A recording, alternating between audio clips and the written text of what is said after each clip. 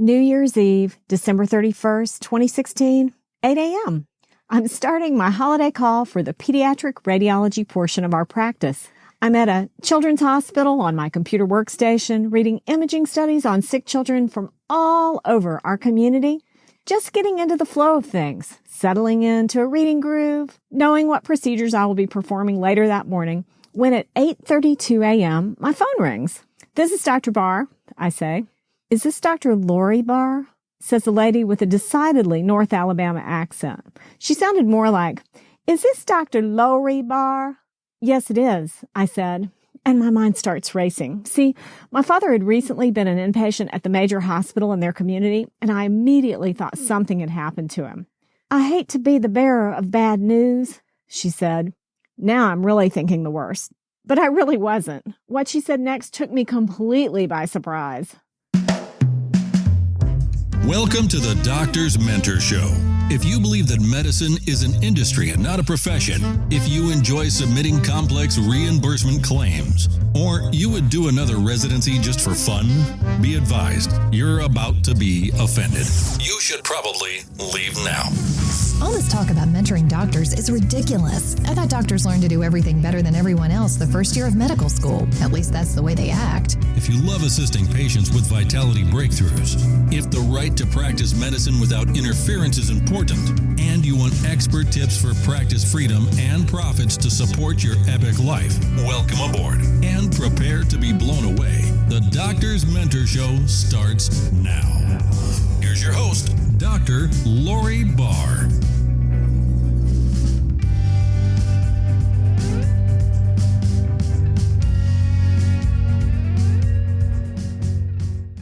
This is the nurse practitioner in the hospital emergency room. I hate to tell you, but your parents have been in a motor vehicle accident. Now, we have your mom, and she's stable. Your dad, well, they life-flighted him directly from the accident scene to the nearest trauma hospital, and I don't know his condition, but here's the phone number to that emergency room. Now, I pray that you never experience what I felt at that moment, and I was so grateful that that nurse practitioner took the time to call me and to give me the phone number for that hospital where my father had been taken. Now, at that moment, though, when I got her call and when I hung up the phone, I was a total basket case of mixed emotions. As an only child, knowing that my parents were 74 miles apart from each other, and that I was 861 miles away from both of them and on call for a holiday weekend. What happened in the next 15 minutes was one of the most gratifying experiences I've ever had in my medical practice. I was fairly caught up on my reading list, so I had a moment to collect my thoughts, and I was able to call the ER at the trauma center and confirm that my father was still alive. I was so relieved when I reached my aunt, and she agreed to be with my mom some way or somehow. And I was so grateful when a cousin agreed to drive the distance to be here for my father until I could figure things out. I mean, it was 75 miles for him to get there, and he willingly did it. No questions, just went. Next, I ended up calling one of my practice partners, and I told her what I had just learned. In a state of near shock and disbelief, I asked her after I'd told her, "Now what do I do?" And she said, "You get booked on the next flight to Nashville, and I go take a shower and cover for you as quickly as I can." Words even now really can't adequately capture the feelings of relief and love that washed over me when she gave me this unexpected gift. From that moment forward, I didn't have to worry one bit about making sure that my practice was covered. And the amazing thing with my practice is I could have called any one of my practice partners, and any one of them could call me, and the response would be similar. You see, in our practice, we each realize that life is sprinkled with unexpected experiences and that we are each human beings who have basic needs that must be met. We do our best to make sure each person in our practice has the ability to fulfill those needs, whether it's at a happy time like a wedding or a birth, or a sad time like getting a cancer diagnosis or even death.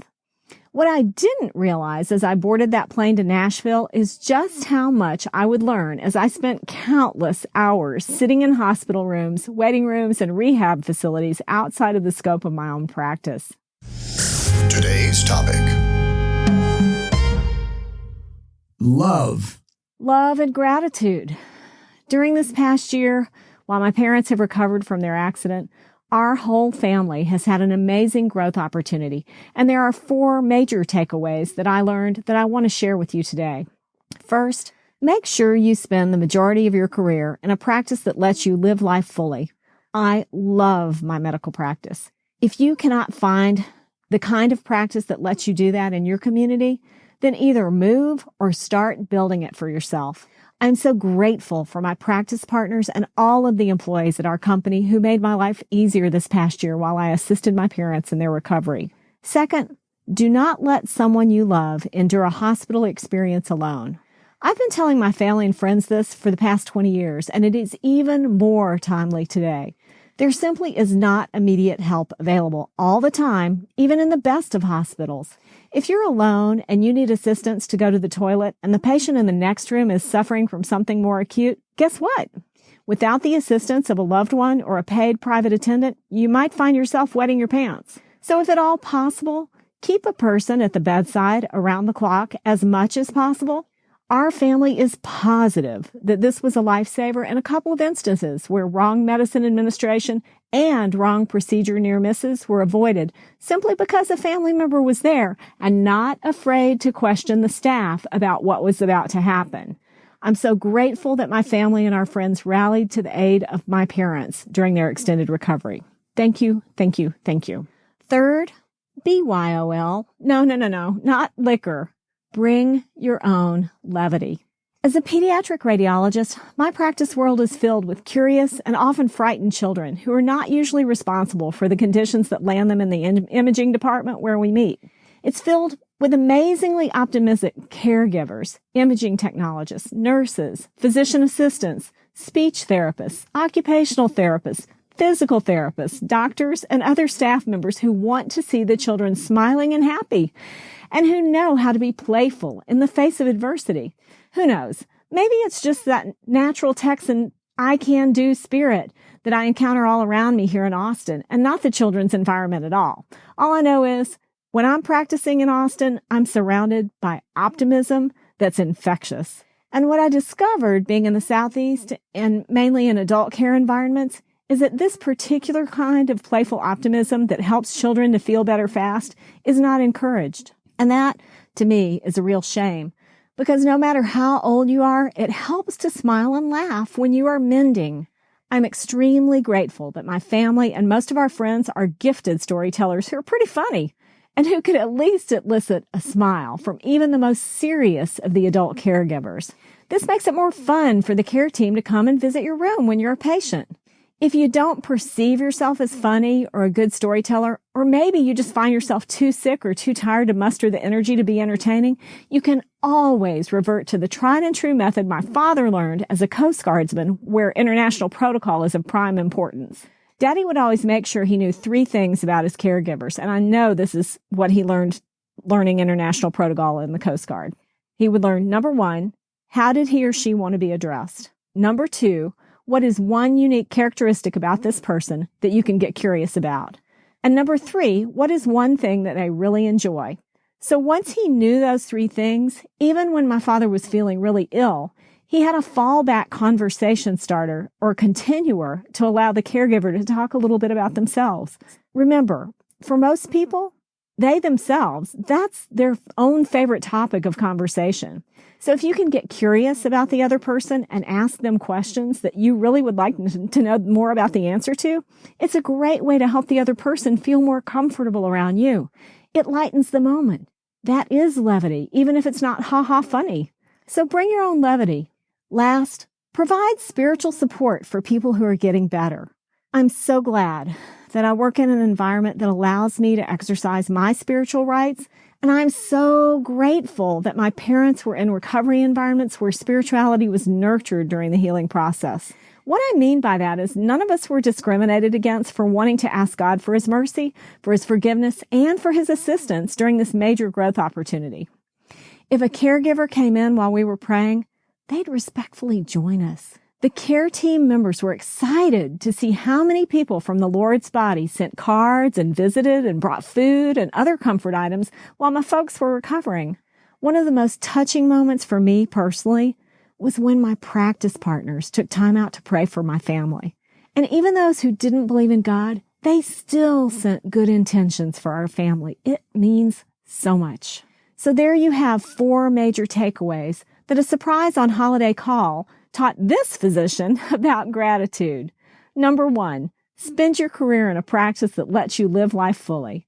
Number 2, if you or a family member needs to be an inpatient for medical care, don't let them go it alone if at all possible. Number 3, BYOL. Bring your own levity to the hospital. Every hospital can use a few more smiles and laughs. Number 4, be supportive of a person's spiritual side. Hey, I am so grateful that you've stuck with me this year, even when my episode publication schedule became more episodic. Now you know the reason behind that. I am happy to report that my parents are both much better than they were this time last year, and the rest of us have grown exponentially. We are better human beings for the experience. I want to give a special shout out to my audio producer, Christopher Wright. He's the best. There were so many times this past year when I almost stopped producing shows. It really has been a year of stretching into new possibilities, and as you know, growing and stretching can be painful sometimes. Christopher is an amazing encourager. So even though I've published fewer episodes this year, I'm extremely grateful that Christopher encouraged me to keep going with the Doctor's Mentor show and a few other projects that will be coming to fruition in the future. So thank you, Christopher, and thank you as listeners. I really appreciate you. Your next step. As you go forward into the coming year, look back and be grateful for those growth opportunities you have experienced. You are more of who you are designed to be now that you have weathered those storms. Out of all the 4 steps, the last 2 are the most important. I would love to feature your stories of growth, spirituality, and levity in your practice setting, whether you were on the giving end of the medical care or the receiving end. Leave me a message at thedoctorsmentor.com so I can feature your story on this show. There's more to explore at thedoctorsmentor.com. Check out the show notes for this episode for a few more tools and implementation guides that may assist you in the coming year, no matter what growth opportunities come your way. I'm Dr. Lori Barr, the Doctor's Mentor. Remember, one idea is all it takes to change your world. Are you stopping at a hospital? Hello? Don't you know that hospitals are one of the sickest places on the planet? Don't touch anything in there and get out as fast as you can.